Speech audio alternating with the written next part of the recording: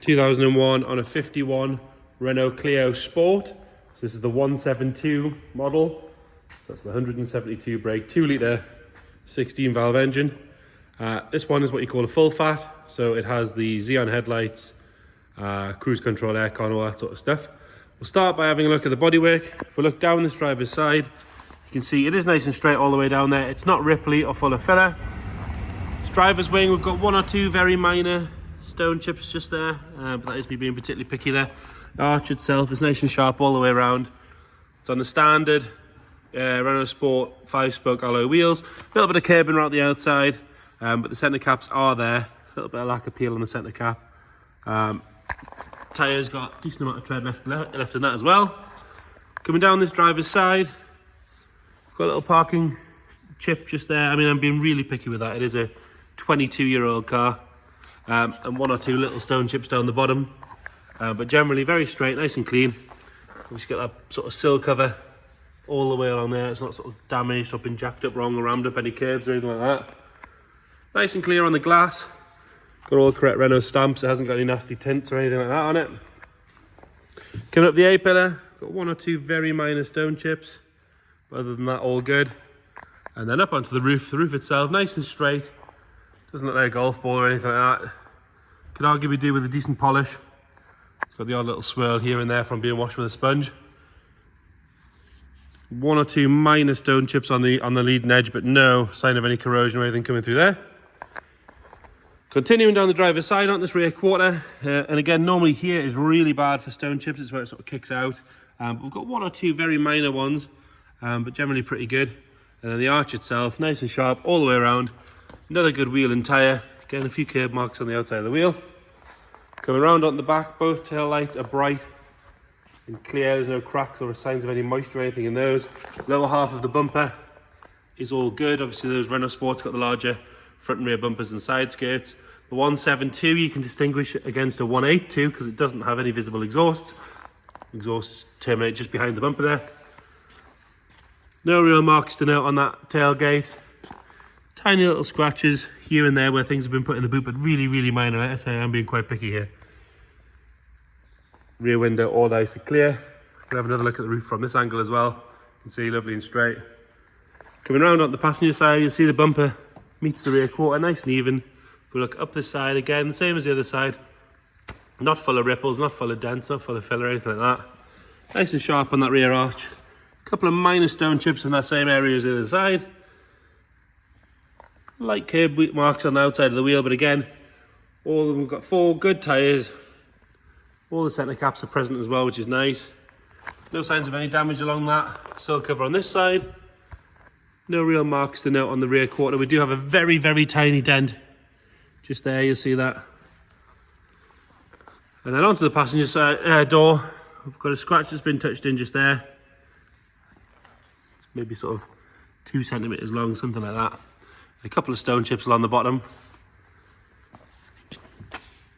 Very light scratch on the A-pillar there. And then coming up onto this side of the windscreen again, no sign of any corrosion or anything coming through. All the glass on this side nice and clear as well. And then onto the front wing, nice and clear on that arch. Obviously front wings are plastic, so we don't have any corrosion to worry about. You can get sort of damage on the arch and things, but all nice and tidy. Round up the front, now every Clio we seem to get always needs the headlights polished. This one isn't too bad, but it could do with a decent polish. They polish it really nice as well normally. 1 or 2 very minor stone chips on the front of the bonnet and on the bumper, but lower half of the front bumper's all nice and tidy. There's no sign of any damage on it or anything like that. And the bonnet itself, apart from a couple of stone chips, and we've got a little mark there where a bird pig's been left too long, and another one there.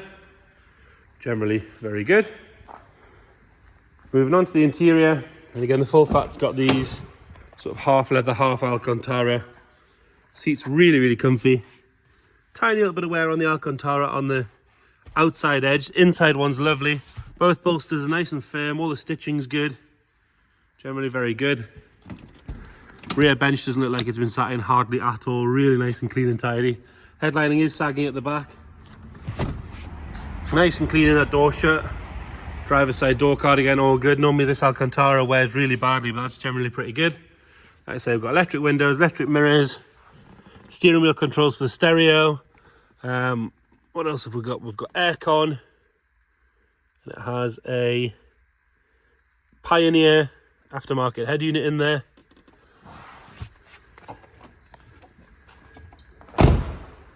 Coming round into the boot. Rams in the back are nice and strong. It's got this boot tidy organizer thing, which is a nice little touch. It tells you a sign that the car's not really been owned by someone that's been ragging it all over the place. That's a nice little addition. Under the boot floor, toolkit and everything's all there with a full-size spare wheel. Nice and clean in there. There's no sign of any trapped moisture. The carpets in the back are all good. We do have a aftermarket steering wheel cover there if that's the sort of thing you're into. And then into the passenger side, nice and clean on that door card. No signs of any real wear there. Passenger seat, again, really nice. Very little wear on the outside bolsters. And virtually none on the inside. All nice and firm, all the stitching's good. This side of the dash is nice. There is a little bit of wear on the top of the steering wheel, as you can see. Generally pretty good. And then moving under the bonnet, so 2 litre 16 valve engine. If you haven't driven one of these, they're about as much fun as you can have in a car.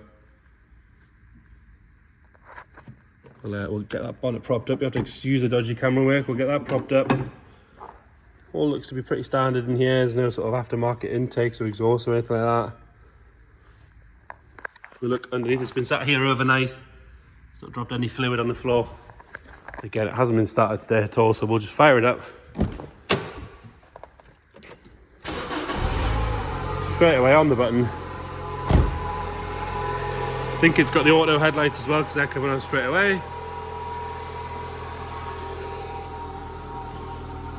Nothing nasty flying out the back.